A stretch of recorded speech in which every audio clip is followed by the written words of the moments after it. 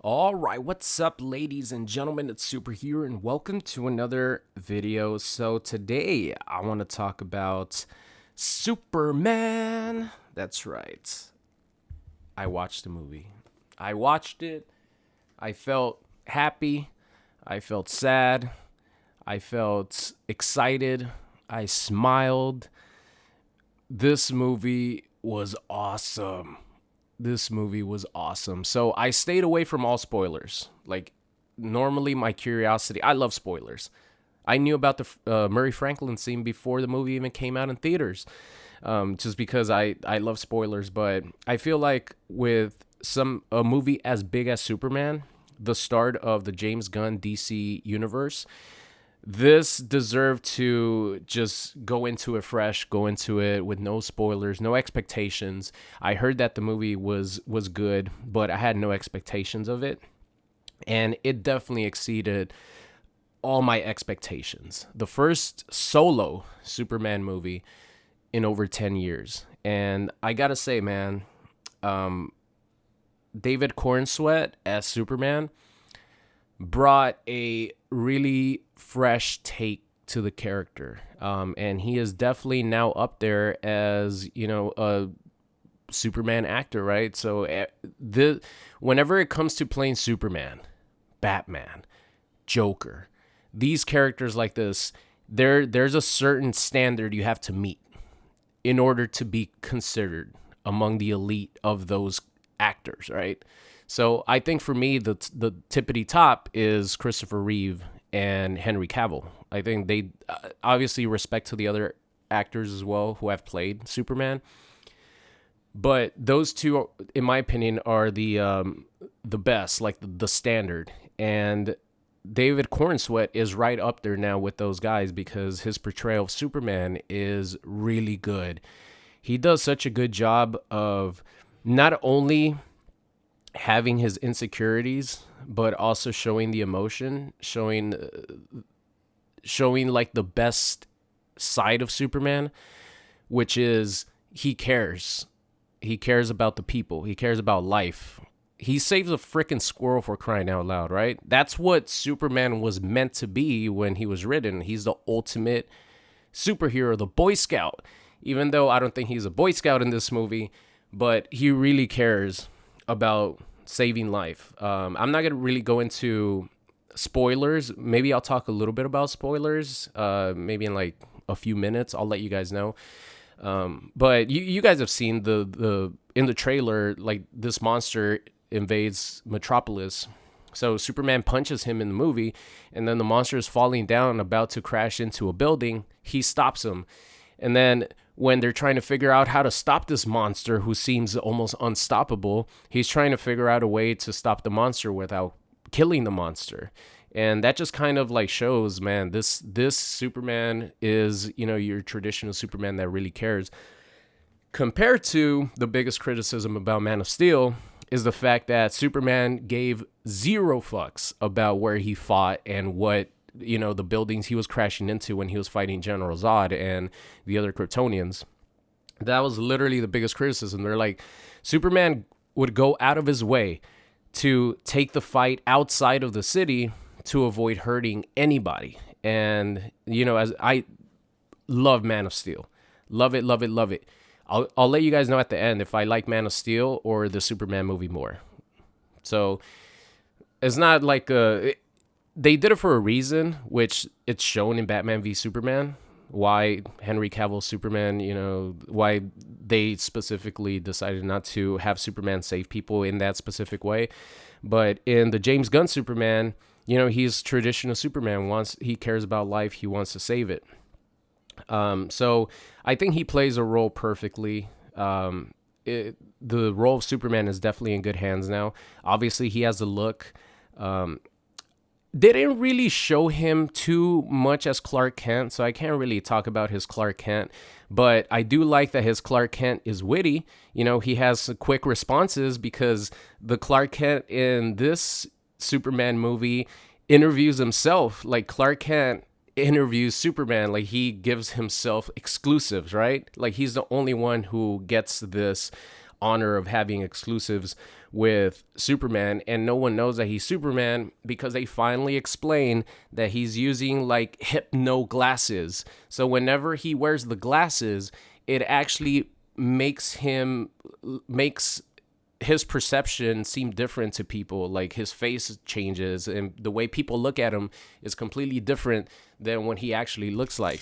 So they finally explain that he's actually wearing hypno glasses. Like, why is Superman's disguise only to wear glasses? And that's the reason for it, because when he's wearing the glasses, it makes everyone look at him in a different way than he actually looks.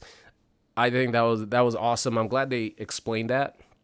But we don't really see him as Clark Kent. But in the original Christopher Reeve movie, he's a bumbling, like, clumsy guy. Like, he's not an idiot because, you know, he's a journalist. He writes stories, and, you know, he got the job for a reason. But he makes himself out to be like this clumsy guy, right? They have a scene in the original where the robber wants to get Lois's like purse, and he like stops a bullet, but then he's like, "Oh, Lois, I fainted," and she's like, "You fainted?" So he's definitely David Cornsweet is not that type of Clark Kent. He's more witty, but we didn't really get to see too much of that. But just his Superman in general is witty, is sarcastic, cocky at times. Obviously, he knows his insecurities. He definitely relates himself as human and like a sort of normal person like you or I with insecurities. You know, he hates the fact that people trash talk him on the internet. It affects him a lot. He goes through his emotions. And I think he portrayed him really well because this Superman is someone who respects, you know, humans, and not only that, but he feels the emotions like humans, even though he's literally the most powerful being on earth. He's just trying to become a better person every day, and it really shows in his portrayal of Superman. And it hurts him a lot when people start turning on him because of, you know, the plot, which I'll probably go into a little bit of spoilers here because I want to talk about some of the other individual characters, but I just want to mention that David Cornsweet really, really great portrayal of Superman. I loved it. I loved everything about it. I don't think I would change anything about his portrayal of Superman because I feel like he was the best of both worlds of like Christopher Reeve and Henry Cavill. And I think he did an amazing job. So our Superman is in great hands. I'm not one of those people who are like, man, it has to be this guy or this actor. Like, it can't be anyone else. I love Henry Cavill a lot. But, you know, the new Superman did an amazing job. You got to give him respect for it. So a few other highlights. You know, I'll talk about the one thing that I really disliked about the movie. But a couple of highlights. Lex Luthor, man. Lex freaking Luthor. I'm bad with names, so hold on. I have Nicholas Hoult. Insane Lex Luthor. I think the best portrayal of Lex Luthor in the live action movie ever.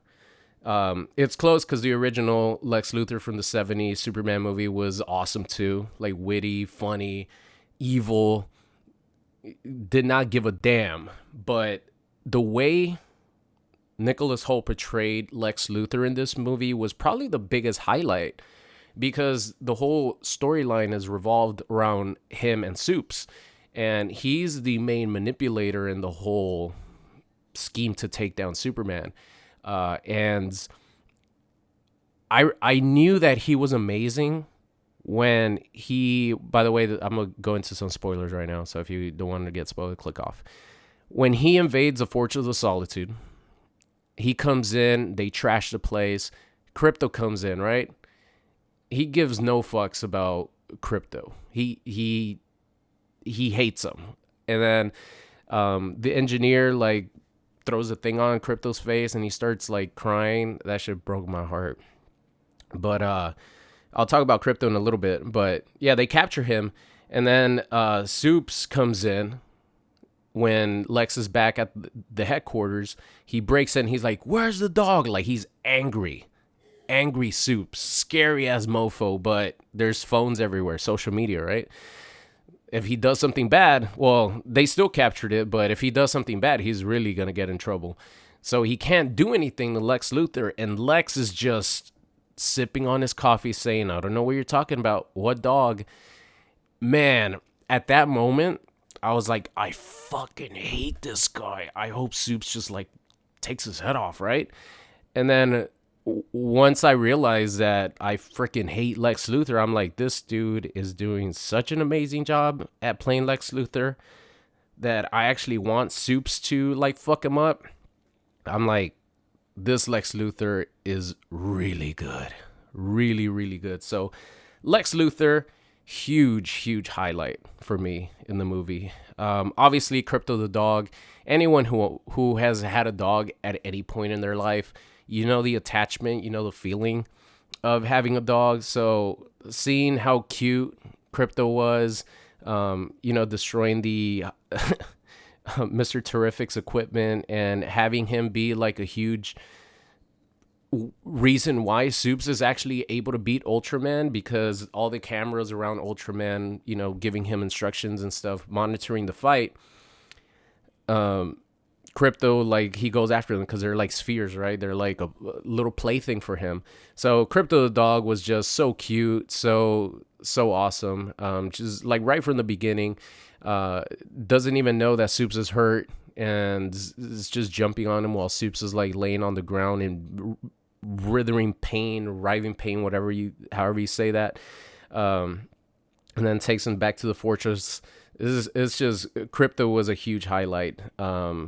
It definitely broke my heart when they had him like infinitely run chasing after squirrels, trying to study him pretty much. And then Lex is like, oh, after we get enough data and study him, we're going to put him to sleep. I'm like, God, now I really, really hate him. So yeah, Krypto was awesome. Another big highlight, the Justice Gang. I personally don't like that name, but I think, they did a good job of playing off that name and, making that a running joke, like the Justice Gang. Obviously, it's going to turn into the Justice League in the future, but this is like the beginnings of it. But yeah, Green Lantern, Hawkgirl, and Mr. Terrific were all great. Of course, the highlight was Mr. Terrific. I think we could all agree that he was probably the biggest surprise in the whole movie, because I really didn't expect him to be such a focal point in the story and also such an absolute scene stealer. Like, he was so good. He was funny. He was witty. Obviously, he's incredibly smart and powerful. Just like, if it wasn't for him, Superman wouldn't have made it out of that little pocket dimension they made. So yeah, Mr. Terrific was the biggest surprise for me, because I knew Krypto was going to be cute and a big highlight.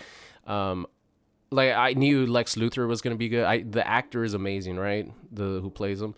But yeah, Mr. Terrific, I had no idea who the character was, and I don't know who the actor is, but he did a brilliant job. Let me see what else. Green Lantern was funny, of course. Oh, okay. So the one huge negative that I had. Oh, my video finished. Okay. That means I'm going on way too long because I specifically picked a shorter video. So the biggest negative for me is the fact that Jor-El actually sent Superman to Earth to pretty much restart the Kryptonian race. That, instead of like having him actually be wholesome and make Earth a better place, because he wants Superman to be the representation of Kryptonians and the pretty much the good side of Kryptonians, and have Earth not make the same mistake that Krypton did by protecting them and stuff like that, right? But no, instead they have, like, Jor-El has Superman go to Earth to pretty much colonize it, to become like a god to them, its leader, to take Earth and be its leader at all costs possible, and to reproduce as much as you can, to bring back the Kryptonian race. And yeah, I really hated that. I understand that it was meant to move the plot forward and to give Superman this conflict, because the engineer goes in and she hacks the Fortress of Solitude's information. And I was wondering why she was like so startled, like she was almost crying when she was saying that she could recuperate or she could like restore the damaged part of the message. And I was like, why is she crying? Like the message seems pretty wholesome to me. And then it's then later revealed because Jor-El sent Superman there to pretty much revive the Kryptonian race, and at all costs possible, because he said that the like people from Earth are stupid. They're like Neanderthals or something. But yeah, I really dislike that, but I understand because it moves the plot forward. That's what gets a lot of people starting to criticize Superman and hate Superman now, because everyone thought that he was this superhero who was just trying to do good for everyone, like saving everyone, doing so many good deeds. And then they find out that his parents sent him to Earth to pretty much turn Earth into the new Krypton and repopulate the Kryptonian people. So that's where the plot goes, and then it goes on from there. But yeah, it's actually I found it interesting that it was never touched up on again. Like, obviously the message wasn't fake. If not, it would have been brought up at the end. So the message is real, but it was never brought up anymore. Like, what the hell's up with this? Why was Jor-El an asshole? Like, is there something behind it? Did someone make the General Zod make him say this message? Had him captive or something? But it was never brought up anymore. But yeah, that was like the big negative that I had with Superman, is the fact that they made Jor-El like an asshole, pretty much. Instead of, he's always just wanted to save Kal and make him not make the same mistakes that people from Krypton did, and to make, to have him do good for the people of Earth. But yeah, that's pretty much it. I think that's the only big negative I had with the movie. It was like, I remember when I heard the message and like watched the scene, it was a huge deal for me. I was like, what the hell is this shit? But yeah, the more the movie advanced, I'm like, okay, this is the route that they want to go in. And there's things that are comic book accurate that James Gunn did, but then there's also things that are only going to be intended to, or things that are changed to be intended only for this Superman script, right? So I think that was one of them. And yeah, I just really didn't like that too much. But other than that, I really like the ending where Supergirl comes in and she's all drunk. And then Clark says that she goes to planets orbiting around a red sun just to get turned up. I'm like, man, I want to party with Kara. I really do. But yeah, she takes Krypto. Who knows where they're going, but there is going to be a Supergirl movie, which I didn't even know about. I was actually surprised to even see Supergirl come in. I'm like, wait a minute, Supergirl? This is pretty sick. And then I found out later that it had already been announced that there's going to be a Supergirl movie. I didn't even know about that. But I just like seeing Supergirl come in all fucking drunk and taking Krypto along with her. But yeah, I guarantee you I'm going to go watch the Supergirl movie because of how good Superman was. So I don't know. I don't think James Gunn is going to be writing the Supergirl scripts. Maybe not, probably not. But I guarantee you I'll go watch the Supergirl movie because I really enjoyed Superman. There's 2 end credit scenes, so if you guys haven't watched the movie, just stay if you want to watch the end credit scenes. But I think one of them is super cute, where it's just Superman on the moon overlooking Earth and Krypto's just hugging him. Like, so cute. But other than that, I think that's gonna do it for today's video, guys. I really, really enjoyed the new Superman movie. It was awesome. Like, I would definitely go watch it again. Completely different scenario, complete 180 compared to my thoughts about Joker. Joker 2 and this new Superman movie were pretty much like the biggest DC movies that we're gonna get like the last 12 months, and complete opposites. Superman, amazing, great word of mouth, great reviewed. Joker 2, complete disaster. It makes me really sad because there shouldn't have even been a Joker 2. They sure left it at just Joker and that's it. A fucking masterpiece. But that's going to do it. One last thing. Which movie do I like more? Superman or Man of Steel? I have a personal connection to Man of Steel because in 2013, I made this montage, this Call of Duty sniping montage, named Man of Steel, directly inspired and themed after Man of Steel. So I think that personal connection will probably always make me say that Man of Steel is the best Superman movie of all time. So I still like Man of Steel more. I watch Man of Steel, like I said before, going to watch Superman, and fuck, I love it. I love it. Even though, you know, Henry Cavill's like depressed the whole freaking movie, and sometimes you're like, God damn, like make a joke or crack a smile or something. But yeah, it's just watching Man of Steel is so good. Like the atmosphere, the tone of the movie fits like Henry Cavill Superman is fucking depressing. But the score is one of the things that always stood out to me in Man of Steel. It's just everything about the movie. General Zod was fucking awesome too. I love Man of Steel so much. So I actually would still say I like Man of Steel more than the new Superman movie. But they're pretty close, honestly, because Superman is the complete opposite of Man of Steel, where everything is so bright and colorful, and Superman is not depressed. He actually goes through a wide range of emotions, from anger to sadness to cockiness and, you know, making jokes and stuff. So both of them are great. Both of them are great. I would definitely watch both of them multiple times. But just for me personally, I have a connection to Man of Steel, so I love Man of Steel. I like it more than the new Superman movie. But that's going to do it for today's video. Thank you so much for watching, and I'll see you guys next time.